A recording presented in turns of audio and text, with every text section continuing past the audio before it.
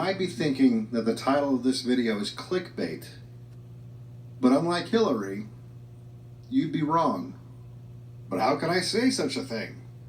With all that we know about everything from Vince Foster to Seth Rich, from Whitewater to Uranium One, how can I possibly say she did nothing wrong? Well, the answer is pretty easy, actually. It's because it worked. Sure, she might not have been elected president, and there's no doubt in my mind that's a huge disappointment for her, but somehow I think she'll be just fine.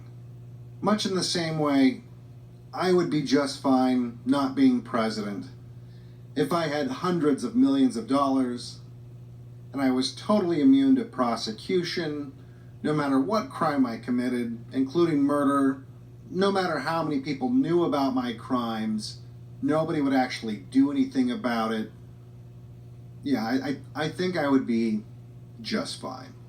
And you know what? I'd get a real kick out of the few people who saw me for what I was and naively thought that the same rules, the rules that were made to keep them in check, were somehow applied to me. I would laugh my ass off and I'd watch them cling desperately to the hope that justice would be done, that their cries of lock her up were heard. But you see, justice is being done, just not the way you imagine justice. And those cries were heard, or rather they were tolerated, much in the same way that a child is tolerated when they whine about how unfair the world is, when they aren't entirely wrong, but it still doesn't change anything, so you let them get it out of their system because they aren't capable of understanding the way the world works, and to tell them the harsh reality would just seem cruel. The reality that there are two kinds of people in this world: those that rule and those who submit to being ruled.